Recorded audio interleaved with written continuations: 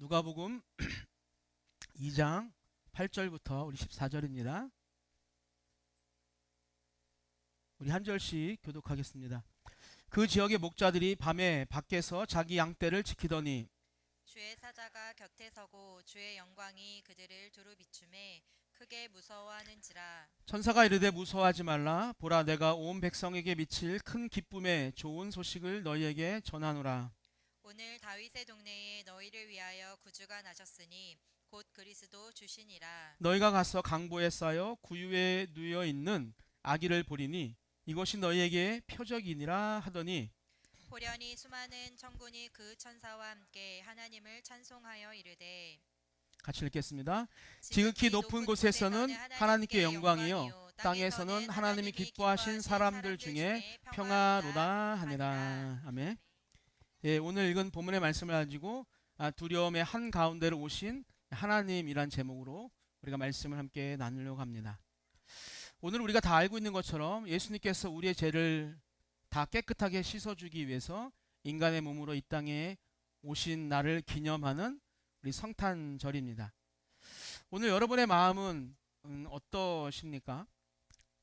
성탄절이면 원래 우리 마음속에 어떤 설렘과 어떤 기쁨, 그런 시간이 있었던 것이 바로 성탄절인데, 그저 어릴 적 양말을 걸어 놓으면 누군가가 양말 속에다 선물을 넣어주기도 했고, 또 문을 열고 밖을 나가면 정말로 한 달 전부터 그 캐럴이, 그죠? 또 찬송가가 그냥 길거리를 아주 그냥 가득가득 채웠던 그런 시절이 있습니다. 그런데 지금은 뭐죠? 저작권이라고 하는 것 때문에 노래를 틀지 못해요. 그래서 우리가 길거리에서 어떤 성탄과 관련된 찬송이나 캐롤을 듣는 것이 쉽지 않은 그런 시대가 되었습니다. 그런데 지금은 여러분 어때요? 여전히 길거리는요 반짝반짝 거려요. 각 어떤 관공서들마다 큰 성탄 추리를 세워놓고 또 각종 화려한 불빛들이 그 성탄을 비추기도 합니다. 그런데 우리의 마음만큼은 그만큼 밝지도 또 그만큼 화려하지 않은 것도 사실인 것 같아요. 경제가 어렵고 또 자영업자가 하루하루를 버티는 것이 참 어려운 시간이 되었어요. 제가 조사를 해봤더니 2024년도에 자영업자가 이제 폐업한 숫자가 얼마나 될까요, 여러분? 퀴즈 맞히시는 분이 있다 선물 하나 더 드릴게요. 그렇게 하지 말고 정확하게. 예지야, 얼마 될 것 같아? 선물 주고 싶어, 예지한테. 응?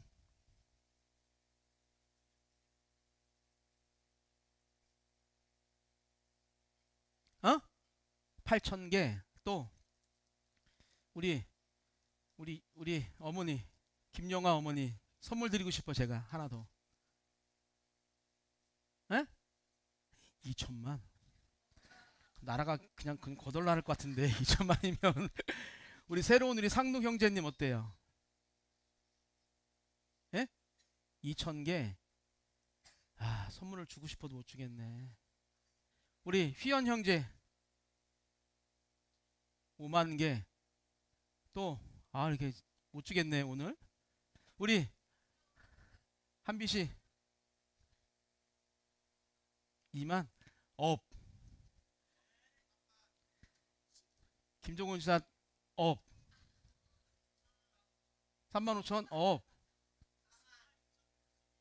한참 업. 10만 한참 업. 80만보다 업. 예, 약 100만 명이 넘는 업체들이 이제 폐업을 하는 거예요. 한 3년, 5년 동안에 생존하는 비율이 40% 정도밖에 안 돼요. 50% 정도가 채 안 돼요. 그러니까 매번 그렇게 폐업을 하는 시대인 거죠.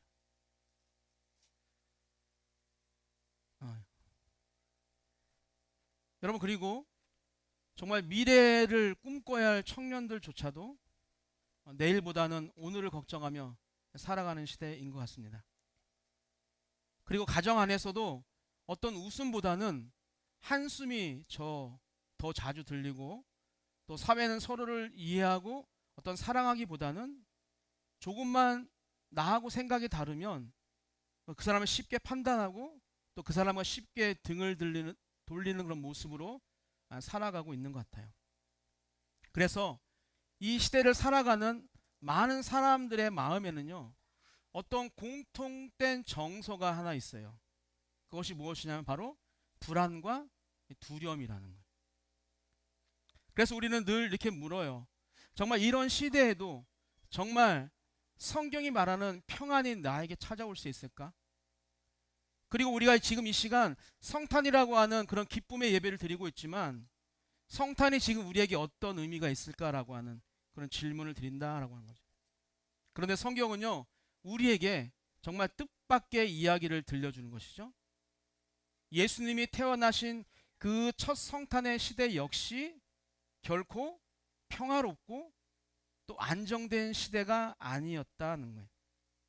잘 아는 것처럼 로마의 그런 강력한 압제 속에서, 또 과중한 무거운 세금과 또 불안한 그런 생계 속에서, 또 언제 로마 군인들에게 끌려갈지 모르는 그런 두려움 가운데서 그 이스라엘 사람들은요, 메시아를 기다렸지만 현실은 점점 더 어두워지고 있는 그런 시대였다라고 하는 거예요.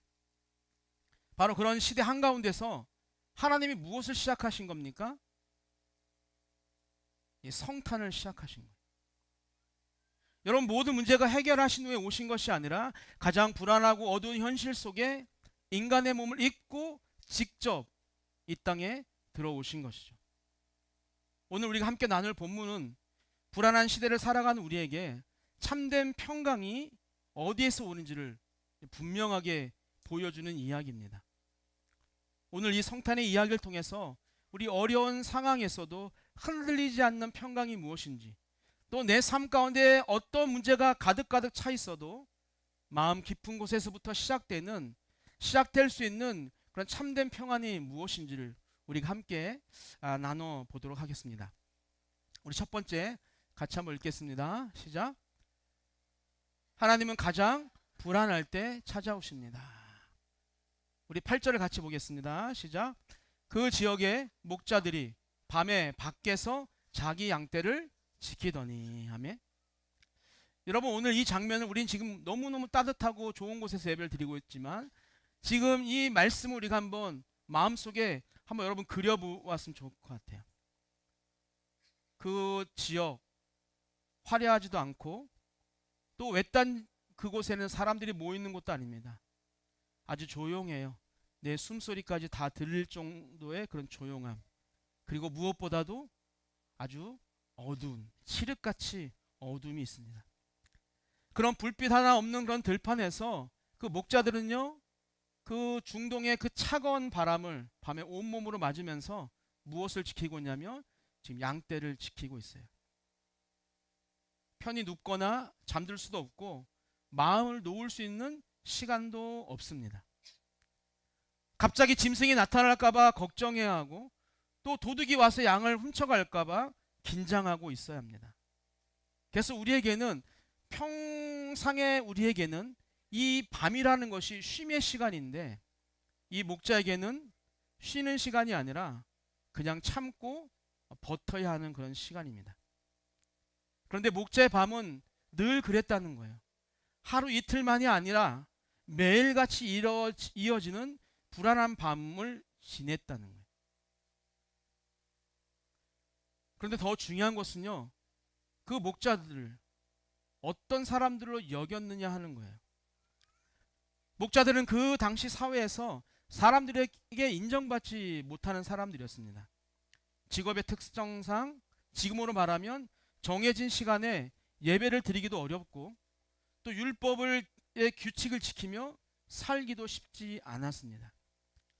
그래서 사람들의 눈에는 신앙생활을 제대로 하지 않는 사람처럼 보였어요. 그래서 그 결과 목자들은요, 사람들과 함께 어울리기보다 늘 주변에 머물러 있었고, 또 재판같이 중요한 자리에서도 그들의 말이 어떤 증인의 어떤 뭐랄까요, 인정을 받지 못하는, 신뢰받지 못하는 경우가 많았다고 합니다.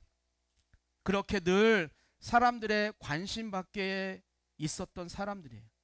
굳이 찾아보지 않아도 되는 존재처럼 여겨졌고 늘 밖에서 살아야 했기 때문에 그들의 삶은 늘 불안했고 또 미래라고 하는 앞날이 어떻게 될지 알 수가 없는 거죠. 쉽게 얘기해서 지금 이 목자들은 주인이 아닌 거예요. 그냥 돈을 받고 그렇게 양을 지키는 사람들이었던 거죠. 그런데 놀라운 사실이 있습니다. 바로 하나님이 그들을 외면하지 않으셨다는 거예요. 하나님은 조금 더 안전한 자리를 고르지 않으시고 조금 더 준비된 사람을 기다리지도 않으셨어요. 오히려 사람들이 고개를 돌리던 그 자리, 가장 초라해 보이고 가장 불안해 보이는 그 자리, 그리고 아무도 신경 쓰지 않고 아무도 인정하지 않는 그 사람에게로 만왕의 왕이신 하나님께서 직접 걸어오셨다라고 하는 것이죠. 여러분, 이것이 바로 성탄의 참된 모습인 거예요. 하나님은 불안이 사라진 자리에 오신 것이 아니라 불안이 가장 가득한 자리로 지금 찾아오신 것이죠. 사람들이 하나님이 계시다면 왜 이런 상황일까 하고 묻게 되는 바로 그 자리로 하나님은요 발걸음을 옮기신 거예요. 오늘 우리의 삶도 다르지 않아요. 내 인생에 아침은 없고 늘 밤인 것 같아요. 정말 남들보다 더 아침에 일찍 일어나서 열심히 최선을 다해서 일하지만 어떤 눈에 보이는 성과가 나타나지 않아요. 그래서 쉼 없이 마음을 졸이며 사는 거죠. 어떤 카드 결제일이 다가오면 다가올수록 통장의 잔고가 줄어들면 줄어들수록 우린 더 그렇게 마음을 졸이며 살아가는 거예요. 물론 오늘 우리는 다 이곳에 모여서 함께 예배를 드리고 있으니까 정말 괜찮은 것처럼 아무 일 없는 것처럼 우리 그렇게 살아가지만 속으로는 늘 불안한 마음이 가득한 거예요. 그러니까 제 친구들 내 또래가 되면 이제 걱정하는 것이 이제 정리해고잖아요. 가장 돈이 많이 들어가는 그 시간에 이제 내가 내년에 이 직장에서 계속 있을 수 있는지에 대한 그런 의문이 드는 그런 아픔들, 우리 교회 안에도 그런 분들이 알게 모르게 많이 있는 거예요. 그래서 우리는 늘 이렇게 질문합니다. 하나님, 지금 도대체 어디 계신 겁니까? 정말 나를 이 시간 보고는 계신 겁니까? 여러분, 성탄은 우리의 이런 질문에 대한 하나님의 이제 분명한 대답이에요. 어떻게 대답하실까요? 나는 네가 있는 바로 그 자리에 함께 있다. 네가 힘들어서 지쳐서 한 걸음도 걸어가지 못할 것 같다라고 하는 그런 상황 가운데 버티고 있는 그 밤에 바로 그 들판으로 내가 지금 간다라고 말씀하신다는 것이죠. 여러분의 상황이 어떻습니까? 여러분 어떤 질문을 하며 지금 하루하루를 살아가고 있습니까? 똑같은 질문을 하지 않았나요? 하나님 정말 나를 사랑하십니까? 내가 그렇게 열심히 하나님을 섬기고 예비하고 헌신하고 봉사했는데 내 삶은 왜 이렇게 변하지 않는 걸까요? 저 믿지 않는 사람들은 그렇게 떵떵거리며 잘 사는데 왜 나처럼 열심히 최선을 다하는 사람들은 그렇게 힘들고 어렵고 늘 육신의 그런 아픔을 가지고 살아가야만 합니까? 그런 질문에 아까 말씀드린 내가 너와 함께하고 있다라고 하는 그런 음성이 좀 들렸으면 좋겠어요. 여러분, 성탄은요 잘 준비된 그런 인생의 무대 위에서 시작되지 않았어요. 성공과 안정이 보장된 자리에서 일어난 사건도 아니라는 거예요. 하나님은 가장 불안한 자리에서, 가장 지친 사람들에게서, 가장 낮고 어두운 곳에서 무엇을 시작하셨다? 성탄을 시작하셨다라고 하는 거예요. 그리고 그 사실 하나만으로도 우리가 불안 속에서 보내는 이 밤은, 이 상황은 하나님께서 그냥 지나치지 않으시는 주님이 함께 계신 밤이 되었다는 거예요. 그래서 우리 안에 다가오는, 내가 느끼고 있는 이 밤은 진짜 어두운 밤이 아니라 하나님이 나와 함께 하시는 어쩌면 로맨틱한 밤인 거죠. 누구에게도 하나님과 나의 관계에 있어서 전혀 어떤 간섭도 받지 않는 하나님과 나만의 그런 유일한 그런 공간, 그런 시간이 될 수 있다는 거예요. 오늘 우리가 2025년 성탄을 맞이했는데 우리의 상황이 어떠하든지 그 상황 가운데 나와 함께 하시는 그 하나님의 마음, 그 하나님의 숨소리를 우리 정말 마음껏 우리가 듣고 경험하게 되기를 주님의 이름으로 축복합니다. 우리 두 번째 한번 읽어보겠습니다. 시작. 성탄의 첫 말씀은 두려워하지 말라 였습니다. 우리 9절을 같이 보겠습니다. 시작. 주의 사자가 곁에 서고 주의 영광이 그들을 두루 비추매 크게 무서워하는지라. 아멘. 우린 종종 그렇게 생각할 수 있어요. 와, 천사들이 나타났으니 얼마나 기쁠까. 우리 그런 경우 있잖아요. 누구는 막 성령을 체험하고 천국에 갔다 왔다라고 하는 그런 막 이야기를 들을 때가 있어요. 그럼 우리 안에 부러움이 있죠. 나도 그렇게 성령의 체험이 있고 나도 그렇게 정말 나를 위해 예비하신 그 천국에 한번 내가 갔으면 좋겠다라고 하는 생각. 그런데 성경은요, 우리의 생각과 다르게 말하는 거죠. 그들은 기뻐하지 않았어요. 성경은 분명히 이야기합니다. 크게 무서워했다라고 이야기해요. 여러분, 하나님의 영광 앞에서 사람이 가장 먼저 느끼는 감정은요, 그렇게 기쁨이 아니라 두려움이에요. 다른 말로 이야기하면 경외심이 든다라고 하는 거죠. 여러분, 어둠 속에 있다가 갑자기 밝은 빛이 비치면 사람은요, 먼저 자기 모습을 돌아보게 됩니다. 이 빛 앞에서 나는 괜찮을까? 이 빛이 뭐예요? 하나님이니까, 성령님이니까 이 하나님 앞에서 내가 과연 설 수 있을까라고 하는. 목자들도 마찬가지입니다. 그래서 목자들은 두려워했어요. 그 두려움은 잠깐 놀람의 정도가 아니라 하나님 앞에 서 있다는 사실만으로 마음속 깊은 곳까지 흔들리는 그런 두려움이었습니다. 그런데 바로 그 순간에 천사가 가장 먼저 이렇게 이야기하는 거예요. 10절입니다. 같이 읽어보겠습니다. 시작. 무서워하지 말라. 보라, 내가 온 백성에게 미칠 큰 기쁨의 좋은 소식을 너희에게 전하노라. 아멘. 여러분, 하나님은요, 목자들의 두려움을 못 본 채 하지 않으셨다는 거예요. 야, 그 정도는 참아야지라고 말씀하시지도 않았고, 나야 정신 차려라고 그렇게 야단치지도 않으셨다는 거예요. 하나님은 두려움을 먼저 다루세요. 왜냐하면 두려움이 하나님의 말씀을 제대로 들을 수 없게 하기 때문입니다. 여러분, 마음 안에 두려움이 가득 차 있으면 아무리 좋은 소식도 귀에 들리지 않아요. 우리의 믿음도 똑같습니다. 말씀이 들리지 않는 이유는 말씀이 없어서가 아니라 무엇이 없다? 무엇이 있다? 우리의 마음속에 두려움의 소리가 너무너무 크기 때문에. 내 삶에 걱정과 근심이 너무너무 가득하니까 그 걱정과 근심을 뚫고 나갈 수가 없는 하나님의 말씀이. 그래서 늘 반사가 되는 거죠. 그래서 우리 그렇게 생각하는 거예요. 오늘도 하나님은 나에게 아무런 말씀도 하지 않으셨구나.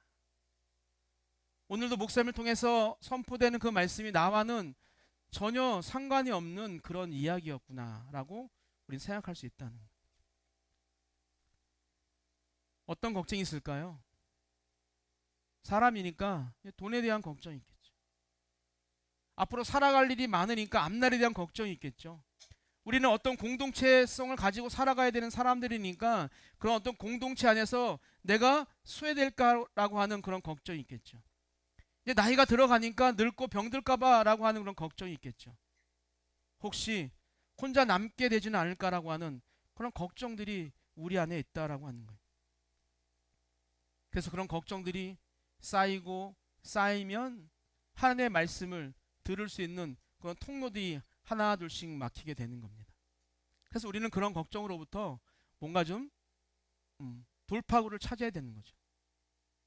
그래서 하나님의 말씀이 들리고 또 그 들린 말씀으로 내 걱정을 조금씩 줄여나가는 그런 선순환의 삶이 우리 가운데 나타날 때 더 말씀이 들리게 되는 것이고 더 말씀대로 살아갈 수 있는 힘이 되어진다라고 하는 거예요. 여러분, 이 걱정들이 뭐 그렇게 큰 대수일까 생각할 수 있지만 이런 걱정과 이런 두려움은요, 물론 우리를 나쁜 사람으로 만들지는 않아요. 뭐 걱정이 많다고 내가 도둑질하는 것도 아니고 내가 걱정이 많다고 뭐 지나가는 사람 때리는 건 아니에요. 그냥 가장 중요한 하나님의 음성을 듣지 못하게 만든다는 거죠. 여러분, 우리는 영적인 동물입니다. 우리는 하나님의 호흡으로 생기를 우리 불어넣어서 생명이 된 사람들이에요. 그러니까 우리는 하나님과 어떤 교감이 없으면 우리는 아무것도 아닌 거예요. 만약에 우리 뭐 전라도 고흥인가요? 나로 뭐 거기서 센터에서 우주선을 로켓을 쏘아 올렸는데 만약에 그 로켓이 본부와 교신이 끊어지면 그냥 우주의 미아가 되는 거예요. 자세히 보지 않았지만 이번에도 뭐 하나 쐈는데 바로 뭐 몇 초 만에 폭파했다 하더라고요. 하여간 그랬습니다. 여러분, 우리가 하나님의 음성을 듣는다는 것은 그래서 중요한 거예요. 하나님의 음성이 들려지지 않으면, 하나님의 음성이 끊어지기 시작하면 어떻게 사는 거예요? 그 우주선이 어떤 무중력의 상태에서 그냥 자기 그 자연의 법칙에 따라서 그냥 바깥으로 가는 것처럼 우리도 하나님과 교신되어지지 않으면 그냥 우리 인간의 모습으로 살아가는 거죠. 무슨 말이냐? 하나님과 전혀 상관없는 삶을 살아갈 수 있다라고 하는 거예요. 그런데 성탄은 가장 먼저 말하는 것이 무엇이다? 무서워하지 말라라고 하는 거죠. 그 두려움으로부터 자유로우라 하는 거예요. 그래야 내 말이 들린다라고 하는 것이죠. 여러분, 하나님은 멀리서 아니면 저 하늘에서 팔짱을 끼고 그냥 우리의 상황을 보시면서 순간순간 그냥 바꾸어 주시는 분이 아니라 우리 가운데 직접 들어오신다라고 하는 거예요. 여러분, 두려움이 사라져서 기쁨이 온 것이 아니라 기쁨이 올 수 있는 이유는요, 하나님이 그 두려움의 한가운데로 직접 찾아오셔서 그 두려움을 사라지게 만드셨다라고 하는 것이죠. 그리고 두려움 그 한가운데서 하나님은요, 기쁨을 약속하세요.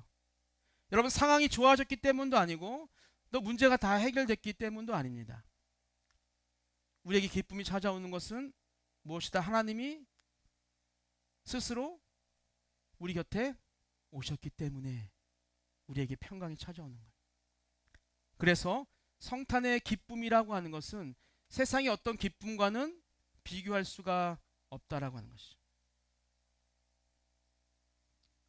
여러분, 우리 안에 두려움이 가장 클 때 가장 분명하게 이 음성이 들리길 소망합니다.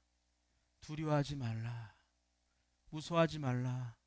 내가 너와 함께 하겠다.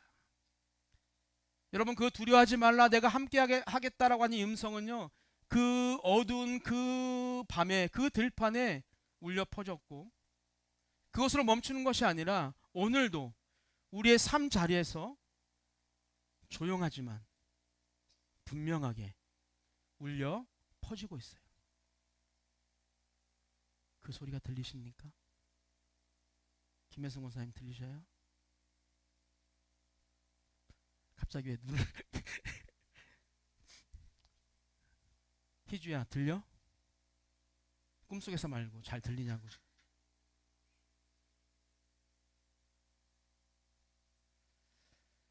그 소리가 들려야 돼요.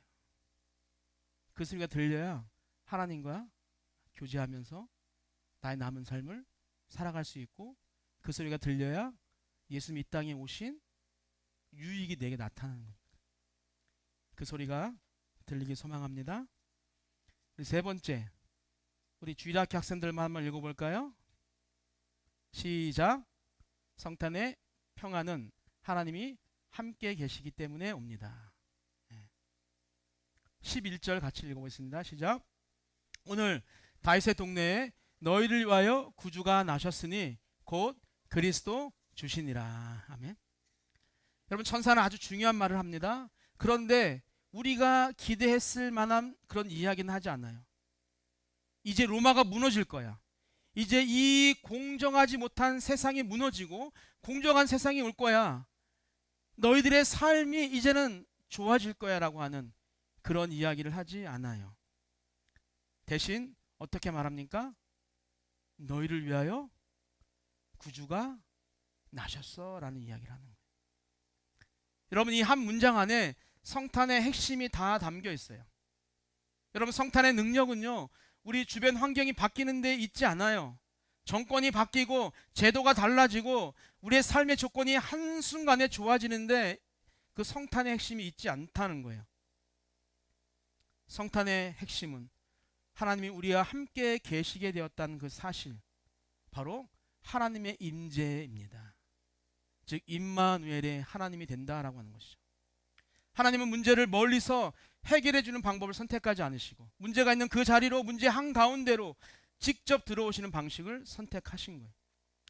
다시 말씀드리지만 우리의 삶을 멀리서 멀찍이 떨어져서 평가만 하시는 분이 아니라 그 현실 속으로 몸소 인간의 몸으로 들어오시는 길을 선택하신 것이죠. 이 하나님의 임재 앞에서 하늘과 땅이 놀라운 반응을 하는 거예요. 그것이 바로 14절입니다. 함께 읽겠습니다. 시작. 지극히 높은 곳에서는 하나님께 영광이요 땅에서는 하나님이 기뻐하신 사람들 중에 평화로다. 여러분, 영광이고 평화인 거예요. 평화, 피스라고 하는 것은 전쟁이 끝났다는 것이 아니에요. 모든 갈등이 완전히 사라졌다는 말도 아닙니다. 이 평화라고 하는 것은 어떤 거냐면 하나님과의 그 관계가 다시 회복된다는 거예요.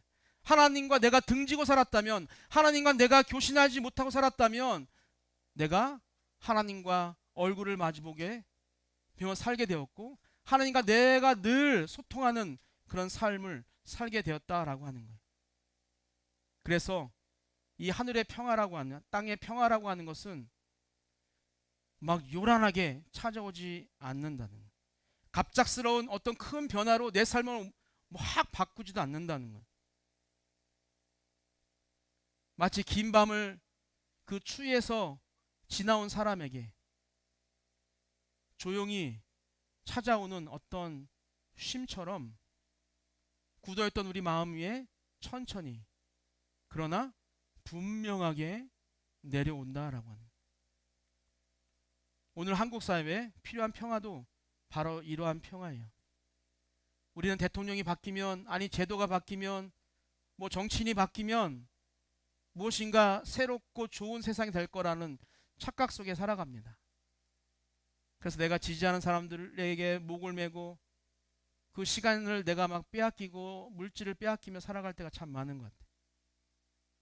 그러나 어떤 제도가 바뀌기 전에 사람과 사람 사이의 관계가 먼저 회복되어야 돼요. 그리고 그 모든 회복의 출발점은 무엇이냐면 하나님과의 관계예요. 하나님과의 관계가 회복되고 그리고 나서 사람과의 관계가 회복되어져야 합니다. 즉 무슨 말씀이냐면 하나님과의 관계가 멀어진 채로는 우리가 참된 평화를 누릴 수가 없다는 거예요. 그러나 하나님과의 관계가 다시 이어질 때 비록 내 삶이, 내 환경이, 내 건강이, 내 어떤 경제적인 그런 어떤 위치가 그대로일지라도 마음은 더 이상 혼자가 아니라는 것이죠. 그래서 성탄은 우리에게 이렇게 말하는 거예요. 내가 너희와 함께했다. 너희는 외면당하는 존재가 아니고, 너희는 버려진 사람도 아니고, 너희는 그렇게 뭐 지나가는 그런 역할을 맡은 사람도 아니고, 이 어두운 밤을 혼자 걷고 있는 사람도 아니다라고 하는, 너희는 가장 존귀한, 내가 너무나 사랑하는 그런 내 자녀라고 하는 그런 말씀을 하는 것이 바로 성탄인 거죠. 그런 약속을 하신다는 거예요. 그래서 이 약속이야말로 우리에게 가장 큰 소망이죠.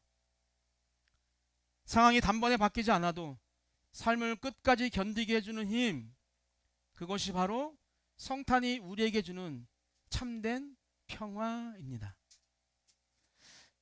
결론입니다. 여러분, 성탄이라고 하는 것은 현실을 피하려고 숨는 시간이 아니에요. 성탄은 하나님께서 우리의 현실 한가운데로 직접 찾아오시는 날입니다. 하나님은 문제가 모두 해결된 곳을 선택하지 않으시고 불안이 가득했던 그 들판으로 두려움에 떨고 있던 그 목자들의 그 밤으로 직접 찾아오셨어요. 그리고 바로 그곳에서 성탄이 시작되었습니다. 그 찾아온 그 자리에서 무서워하지 말라라고 하면서 너희는 이제 더 이상 혼자가 아니야. 내가 너와 함께 하겠다라고 하는 그런 약속을 해 주셨어요. 오늘 이 성탄이 엄청나게 크지 않아도 괜찮아요. 우리의 성탄이 엄청나게 화려하지 않아도 괜찮습니다. 내 앞에 상황이 그대로일지라도 하나님이 함께 하신다는 이 사실 하나로 우리가 다시 내 발걸음을 내디딜 수 있다면, 나만의 어떤 공간에서 내가 그 문을 열고 나올 수만 있다면, 내가 그동안 등지고 척져서 이야기하지 않는 어떤 관계가 풀리지 않았는데 그 관계가 조금이라도 풀렸다면 그것이 바로 참된 성탄인 줄 믿습니다. 오늘 시간 모두가 다 불안하고 모두가 다 두려움이라고 하는 그런 상황 가운데 살아가고 있는데 우리 모두에게 동일한 이야기가 들렸으면 좋겠어요. 무서워하지 마. 두려워하지 마. 내가 너와 함께하고 있어. 이렇게 말씀하시는 주님의 음성이 마음 깊은 곳에 닿는 성탄이 되기를, 그리고 하나님이 함께 하심으로 주시는 그런 평강으로 우리가 다시 일어서서 걸어갈 수 있는 힘을 얻게 되기를, 그런 복된 성탄이 되기를 주님의 이름으로 축복합니다.